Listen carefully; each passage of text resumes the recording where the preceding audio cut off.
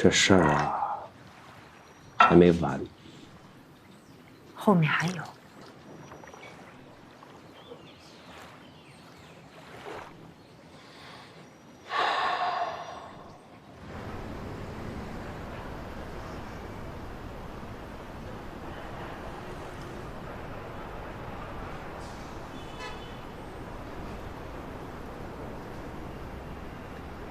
娟，丁副主任死，刚得到的消息。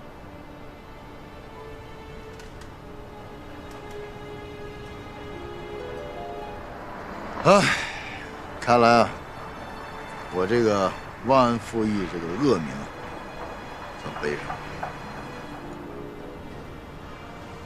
您说这事情怎么会那么巧？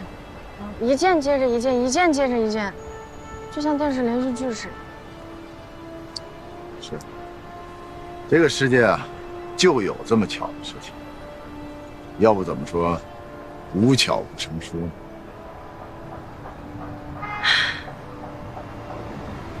真的太郁闷了。这个案子从头到尾判的真的是好憋屈。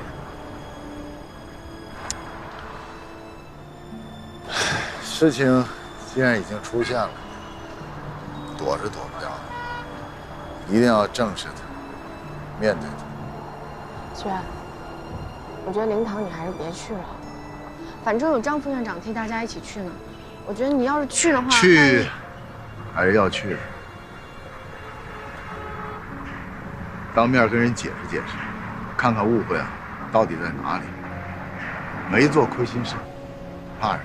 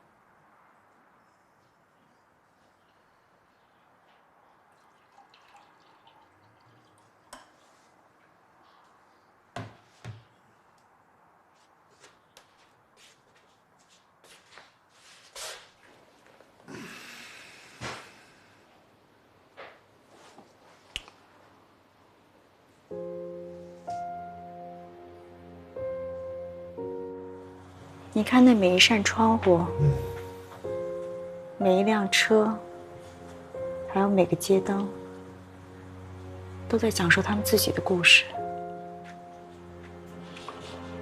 可能这个世界上原本就没有绝对真实的故事。不管这个世界上有没有真实的故事，只要我们俩在一起，那就是最真实的故事。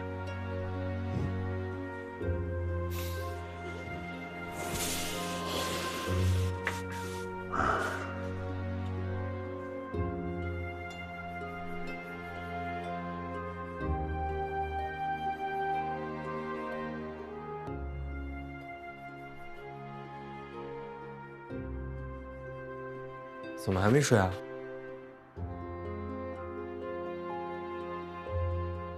睡不着。是不是心里老想着明天开庭，被害者和被告人的事儿？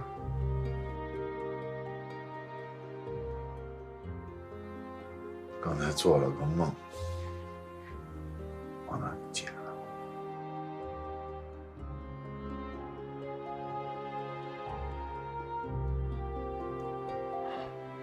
早点睡吧。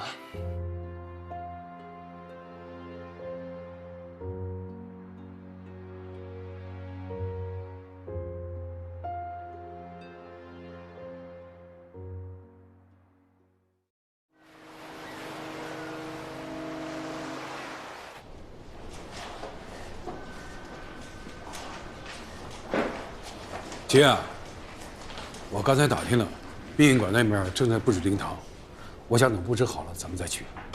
好，但华娟，这早点送我去，我这就去安排。啊，辛苦了啊！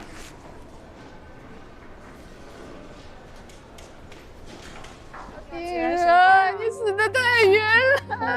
哎呀，老婷啊！一定要这样顺便安排。哎呀，你死得太冤了！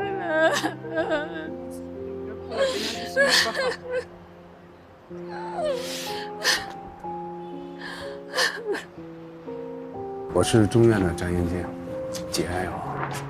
谢谢你。一定要注意身体。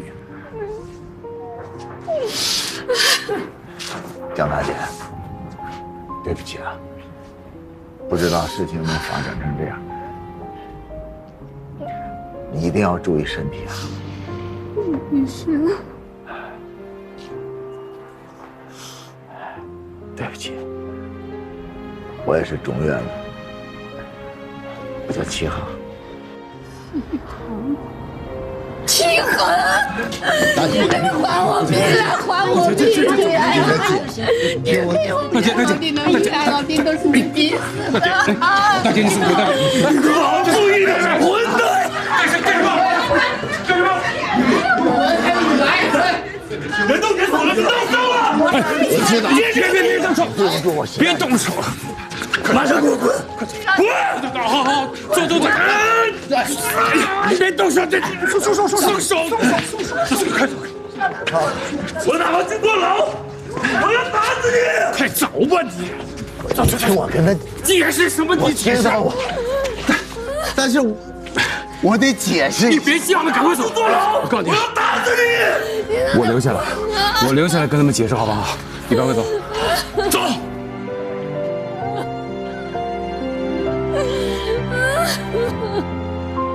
你让他滚啊！大姐啊，跟齐航啊没有任何关系。我不想见到他。我说他走了，你见不到他，你要注意自己的身体，好不好？啊，这个事儿跟他没有关系。别太伤心啊！妈，哎呀，可以了。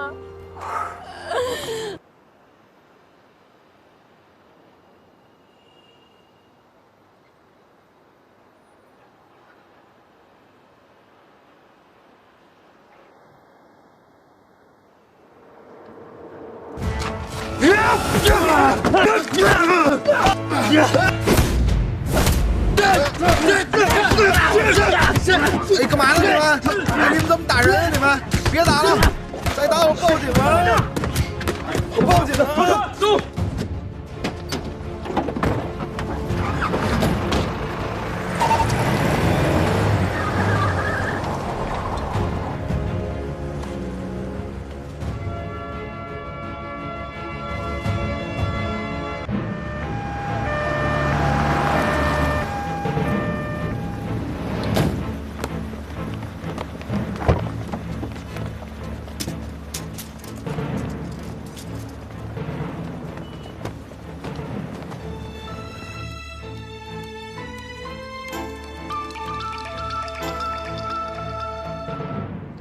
喂，什么？好。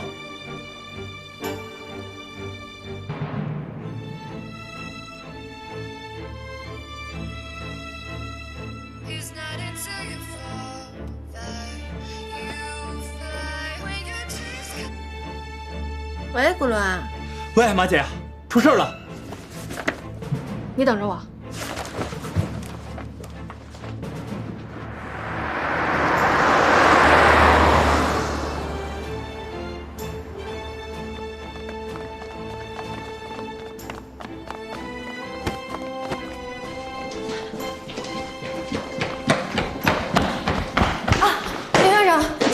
齐院怎么样啊？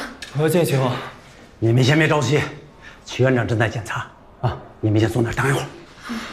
你怎么不拦着他？你也有责任。是我没劝住他。现在进去多久了？主任，主任怎么样？怎么样？哦，林院长、张院长，刚才病人的 X 光片我已经看过了，左边2根肋骨骨裂，有没有危险？如果是单纯肋骨骨裂的话，不会出现什么问题，休息一段时间的话便会痊愈。关键是害怕出现内伤和内出血，特别是肝脏和脾脏是否破裂，颅内是否有积血，现在这些还不能确定。所以啊，我们还是要通过腹部的彩超检查、胸部和腰部的 CT， 还有脑部的核磁共振才能显示出来。哦，对了，还要再检查一下软组织和骨骼。要多久？你们先别急，检查的事能着急吗？对，林燕说的对，查仔细啊，全面检查。请你们放心，一定要相信我们医生，我们一定会全力以赴的。好，谢谢谢谢，谢谢医生啊，谢谢您谢谢您。堂堂一个省城中院的副院长，让一群不明身份的人给黑打了，这简直就是滑天下之大稽呀！事情一出来，林峰同志他们就派人去调查了。好，一查到底，尽快破案。是。哎，等等，你看我这张嘴，这要让别人听到，又会说我用行政手段干涉独立办案了。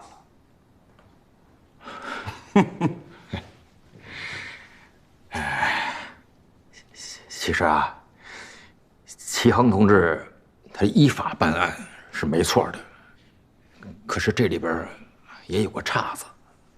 你看，丁建业同志他的女儿丁平服安眠药自杀了，所以老丁呢一着急脑淤血了。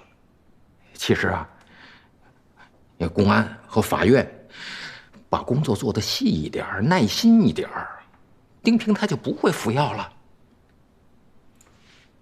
可这是公安局的事儿，跟齐恒有什么关系？公安局负责办案的同志啊，替孙子会，想把作证这个事儿就给绕过去了。可是齐恒呢，他坚持要2个受害人出来作证。你看，其实我们前些日子在会上，老丁还力挺过齐恒，给他寄予很大的希望。可是齐恒这么一坚持，你看，老丁出事了，丁家人肯定把所有的怨气都集中在齐恒身上了。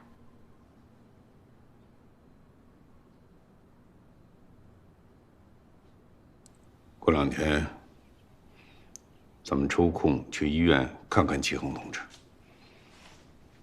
别过2天了，就这2天吧。好，要搞依法治国，像齐恒这样的同志不能少。好。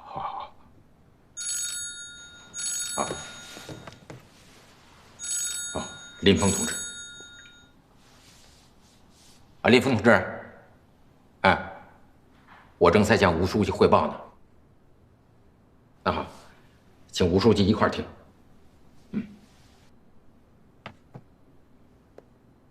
你说吧。好，我先简单的跟你们汇报一下啊。我们第一时间赶到了现场，找到了唯一的一个目击证人，就是这个停车场的看车人。据看车人说呀，这几个行凶者是在祈愿到达停车场前几分钟进去的。后来我们又调取了监控录像，这几个行凶者是乘坐的一辆面包车逃逸现场的，而且车牌做了遮挡。后来我们又对丁家进行了一些了解和询问，他们呀当时只是发了一些牢骚，跟打人者没什么关系。但是根据他们所提供的情况，我们发现了一条重要的线索。什么线索啊？就是丁平在服药前和丁主任在中风以前，同时都接到了陌生人的电话，而丁主任是在接到了陌生人电话以后立即中风的。顺着这条线索查下去，一定要查个水落石出。请领导放心，这件事情我一定会办好。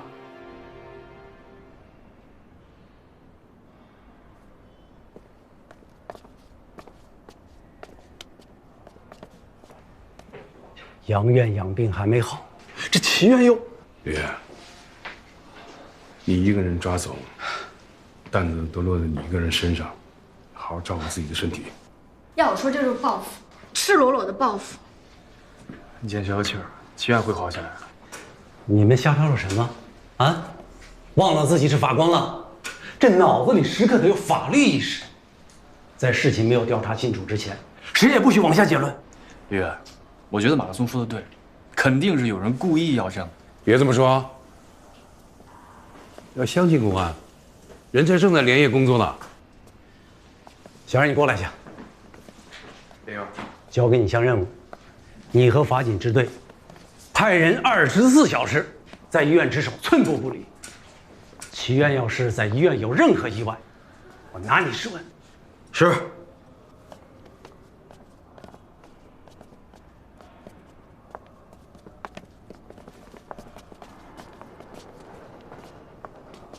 铁夫，齐院，铁夫，齐院，齐院。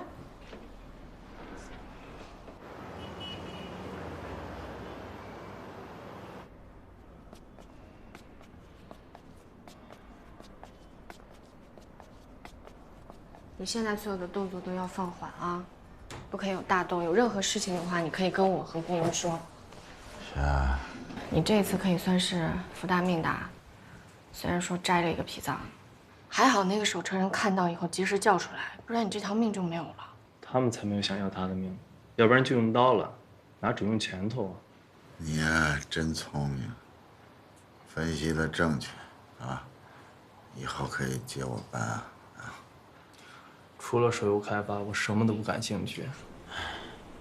你看看这年轻人，我这么快，又后继无人了。哎呦，行了，你就别说话了，行不行啊？啊，你都这样了，你还在这儿穷乐观呢？哎，可不行，值得。我觉得啊，挨顿打呀，好事儿。什么好事儿啊？啊？什么好事儿？值得什么啊？啊，你挨了一顿打，好多人给你送鲜花，还有水果，还有牛奶，特别值得，是不是？你为什么说这顿打挨得值？为什么呢？因为我给有些人啊敲起了警钟。哎，你比如说丁家，等他好了以后呢，他就不用我们做工作，他自己啊就能去治工了，对吧？就值这一点儿？你个傻小子，这么一点儿，这女娲补天啊，最后那一块石头也是一点儿啊，怎么着？整个天穹啊，他都勾连上了啊！忘了跟你说了，就昨天那个干女儿，她自己到公安局去作证，就在她干爹被双规以后。我能想到，你还记得那银行卡那个事儿吗？我早就跟他们说，用正常的渠道就没事儿了，他们非得弄得沸沸扬扬的，不这么做，结果呢，把自己那点不愿意被别人知道的事儿，现在别人怎么都知道。哎，老齐，哎呦，哎，侯队，哎，来，你怎么来了？你坐，这给我。哎呦，可以呀。哎呀，这位壮士，感觉怎么样？感觉还没死啊！哎呀，你怎么来了？让你破费了啊！这破费啥呀？这点玩意儿，这比起某些人住个院收个几十万的红包小意思。苹果，最便宜的买的，放心啊。嘿，哎，小伙儿，你怎么知道我渴了呢？谢谢啊。哎，哥们儿，什么哥们儿？怎么那么没大没小呢你？谁跟你是哥们儿？不拘小节，有事跟你汇报啊。查了一下，这事儿跟丁家没什么关系。我觉得没什么太大关系，说了只不过是气话。所以这个事儿啊，就是针对你个人的，有组织有预谋，以后当心点儿啊。懂。懂。这人算不如天算啊！啊，只断了2根肋骨。怪我们，什么都提前想到了，就是没有想到那个手车人。哎，这算不算是百密而一疏呢？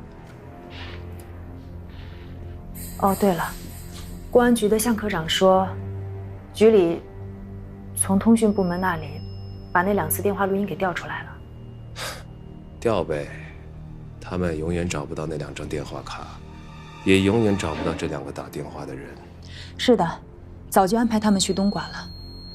公安即使查遍所有的监控录像，也找不到那2个录过音的人。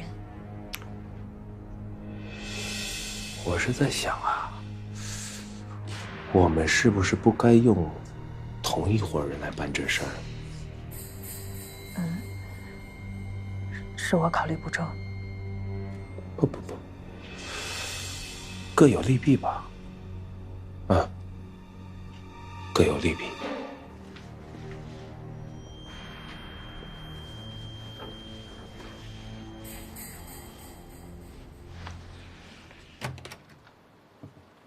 齐院长，林院长打来电话，吴书记过来看你，车子马上到医院了。啊，好。吴书记，他来干嘛？我也不知道，是不是来看你的，来问问你最近的工作情况？拉倒吧啊！自己待着吧，走了，走了。哎，我也走了，我也走了。你这个待会儿喂给你哥吃啊。你去哪儿啊？神仙打架，凡人撤退。我走了，有事给我打电话。你怎么不走啊？我又不当官，不怕的，就是不摸。不吃了，脾不好。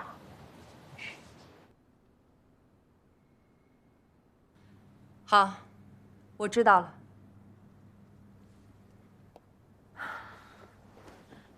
刚刚收到信息，警方已经派人去了理工大学，正在了解事件的情况。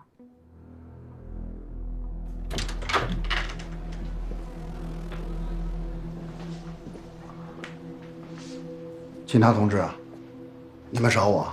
您好，您是梁爱国教授？对，我是梁爱国。我们是市公安局的，想找您了解一下1023打砸法院的具体情况。不过罗总放心，我不管是见梁教授还是黄记者，都做了乔装，就算现在在街上遇见，他们应该也认不出来我。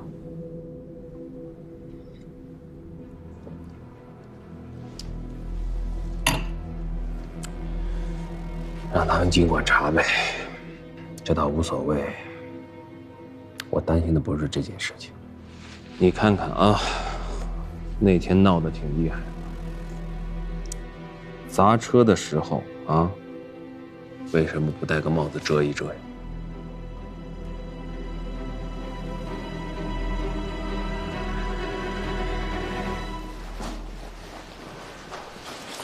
院长，这个案子，回头你盯着点啊。你又更是老同志了，应该没问题。院长，哎，牛哥，小马都在啊？哎，正好大家都在，我来说一下熊建林的案子。这个案子啊，其实时间并不长，前后还不到3个月，只不过由于意外因素太多，一波三折，让人觉得呀拖得太久了。这次咱们合议庭啊，一定要做好充分的准备，争取一次审结，不留尾巴。2位院长请放心，这次他们的准备工作做的还是很充分的，法庭上不会有什么问题了。真要出什么事儿，那也是法庭以外的。审判长还是小马法官吧？是。齐院他认为说这个案子一开始就是由我主审，所以有始有终。好，年轻人多锻炼好。另外啊，院办公会决定，齐恒同志住院期间，仍由张延军同志继续负责刑1、刑2和刑3的业务。今后工作中有什么困难和问题，多向张院长汇报。明白。好。哎，国伦，你找到那个老牛厅长的微信，我要跟他说说话。找到了，你说吧。哎，手放下，你都受伤了，我帮你按。老牛厅长，这个案子每一个节点啊，时时刻刻你都要跟我说呀，跟我汇报一下啊，我不放心。我在外边给你打气，给你加油，给你助阵啊啊！老牛，怎么样，在医院指挥着法院，体验不错吧？别瞎说，我怎么能指挥法院？现在都是以法庭为中心，都是以法庭的法官为中心，我哪能在外边指挥法院？了解情况，了解情况。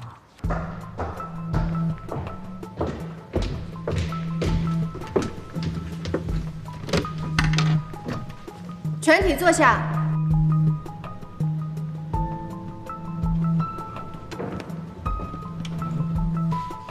传被告人熊建林到庭。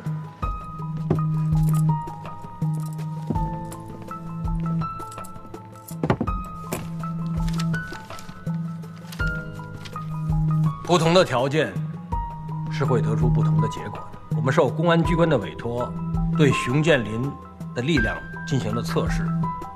他身高170厘米，臂展170厘米。我们先用专业的击打测力器对他的右臂进行了测试，数值显示为45公斤，这就证明他不是一个体力劳动的工作者，而且也不经常参加体育锻炼。他的左臂数值更低，只有40公斤。现在请公诉方讯问证人。好的，审判长。证人，你在侦查机关的916专案组担任什么职务？我担任的是专案组的组长。好，侦查卷第3卷第9页记载，你们的小组对被告人实施犯罪时的右臂力量做了专门模拟测验，是这样吗？是的，并且我们还聘请了蕲州体育学院运动生理学系的2位专家教授进行了现场指导。刚才作证的米教授就是指导之一。请把模拟测验的内容告诉法庭。好的，我们这次测验呢是有专门针对性的，是专门针对被告人在实施犯罪的时候右手持棍的捅刺力度进行的测试。实验的对象和材料都是根据案发现场的真实数据还原的。那么经过测试，达成案件伤害性质需要什么样的力量？也就是说，被告人的捅刺力度有多大？我们的测试结果是这样的：测试者如果用中等力度的话，那么大约14-15次就可以造成很严重的伤害。如果是用尽全力的话，大约相当于45公斤左右的力量进行捅刺，那么大约5-6次就可以造成与本案相符的伤害程度。如果是瞬间爆发，用尽全力的话，那么只需要1次就可以。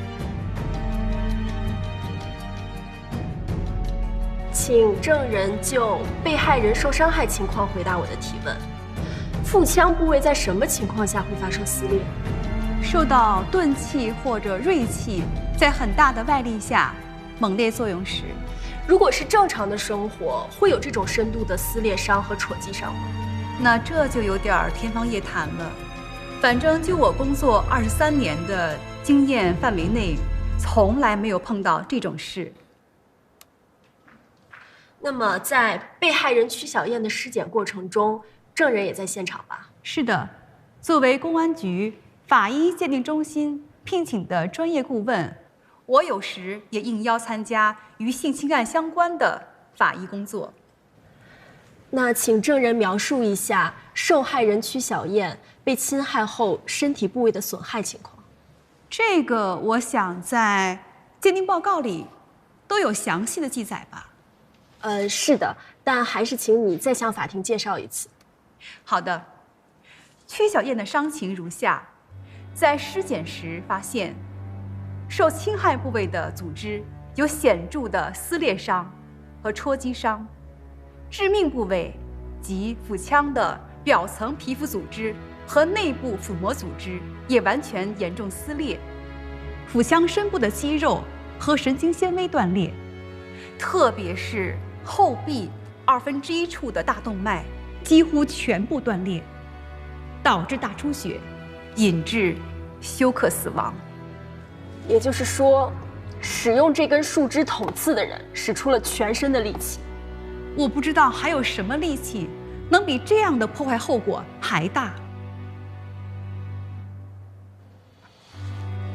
公诉人询问完了，审判长。好，准许辩护人向被告人进行发问。好的。被告人，你在9月16日晚上想要攻击的对象究竟是谁？是王春兰，不是曲小燕。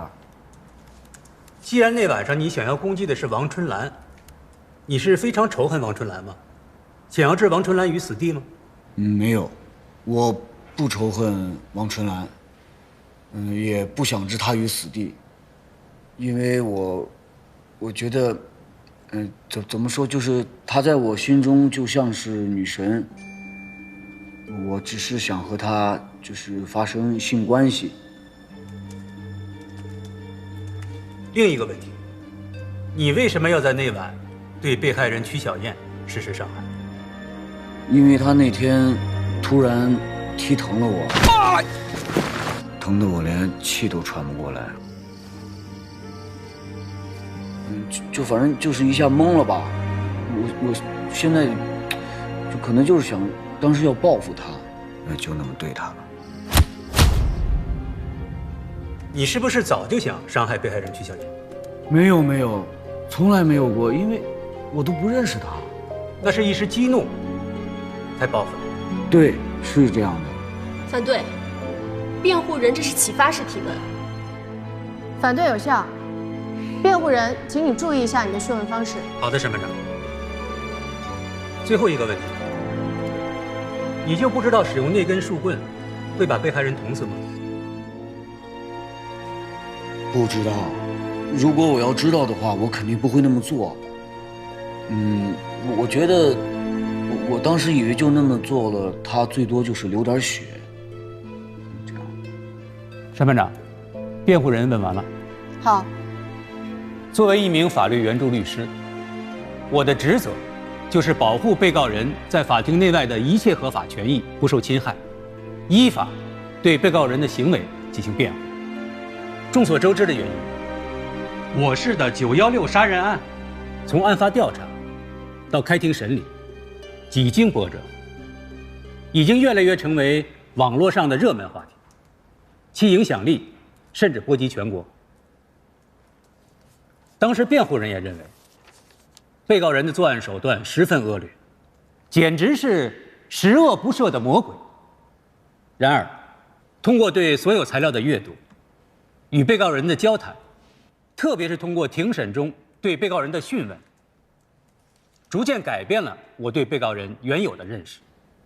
辩护人认为，被告人于9月16日晚所犯下的，除了已经没有争议的强奸未遂罪之外，接下来的罪名不应该是公诉机关提出的故意杀人罪，而应该是故意伤害罪。不知道祈愿对案件怎么分析的？这故意伤害罪啊，导致人死亡了，顶天判就判个死刑。他跟故意杀人罪比啊，判死刑率要低得多得多。你知道为什么？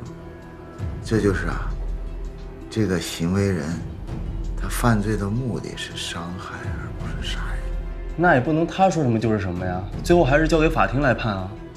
我跟你说，也不是说法庭说了算，是这个事情本身他已经做出了决论。我跟你讲这个故意伤害罪致人死亡和故意这个杀人罪，它两个的区分是什么呢？主要看这个犯罪人的目的是伤害还是杀人，并且呢，遵循着主客观一致的原则。也就是说，他主观目的是杀人了，他并且要付出行为也是杀人的，这样呢才能判故意杀人罪。所以法庭在核查的时候，一定要全面的、详细的，认真的去核实这个案件。你比如说，这个被告人和被害人的关系啊，还有这个案件的起因、过程、结果呀，还有这个案件用的工具啊、手段呐、打击人的部位啊、力度啊，还有这个案件的时间呐、地点呐，还有这个行为人他这个案件之前的表现、案件之后的表现，我跟你说，综合评定之后，最后才能下这个决行，才能下这个行结论的，所以不容易，这不是说谁说的算的事。第一，刚才所有人都听见，被告人本来的攻击对象是王春兰，所以他没有主观攻击被害人曲小燕的企图，他对被害人曲小燕的攻击只是误伤，不存在故意杀死她的预谋。第二，被告人对本来想要攻击的对象王春兰充满爱慕之心，从来没有过剥夺被害人生命的主观意图。第三，案发当时，被告人在实施犯罪时遭到被害人反击，无法继续，这才有了报复的念头。这个念头是突然而来的，不是蓄谋已久的，而且请注意，这个报复的念头不等于预谋杀死他。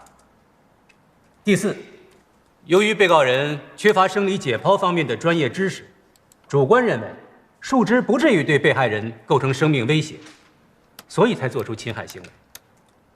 如果他的目的单纯是杀死被害人的话，他可以采用更加简便高效的方法，他自己就带着一把刀。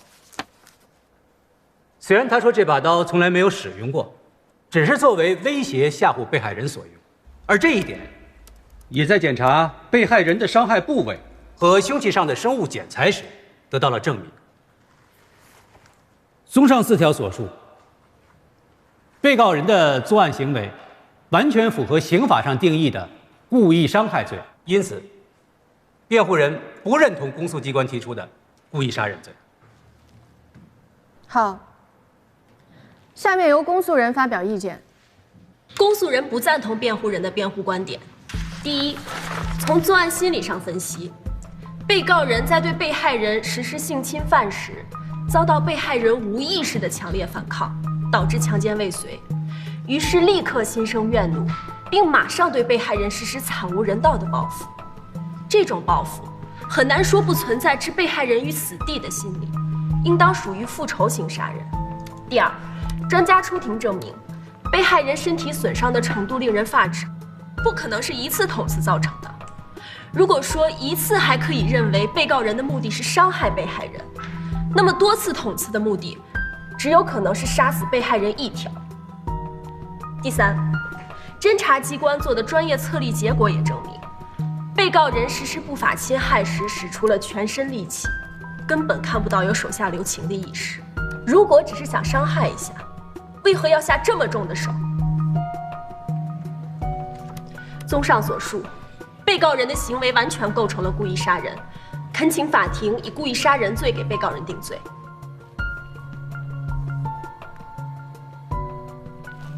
辩护人，你还有没有新的意见要发表？暂时没有。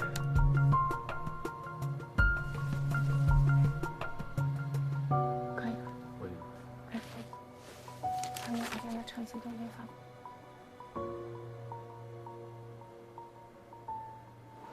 被告人，你对第4名控诉人的控诉书有没有什么异议？没有异议。公诉方有需要向被告人补充的讯问吗？暂时没有。辩护人有没有补充？暂时没有。现在恢复法庭调查。好。被告人，本庭现在依职权对你进行讯问，你要如实回答，明白吗？审判长，请您问吧，我一定积极配合。如实的回答您的每一道问题。被告人，本庭下面需要讯问的一系列问题，可能你之前已经跟公诉人或者辩护律师回答过了，但是你要依旧如实的回答，听清楚了没有？听清楚了。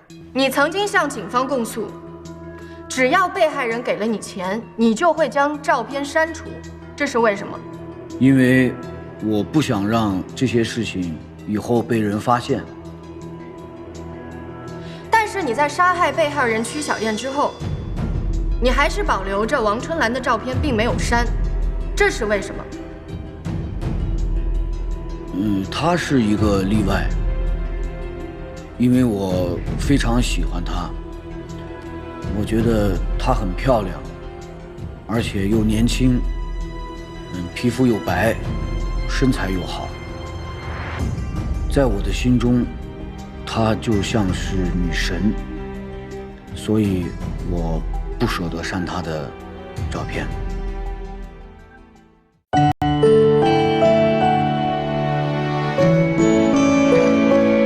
我听见回声，来自山谷和心间。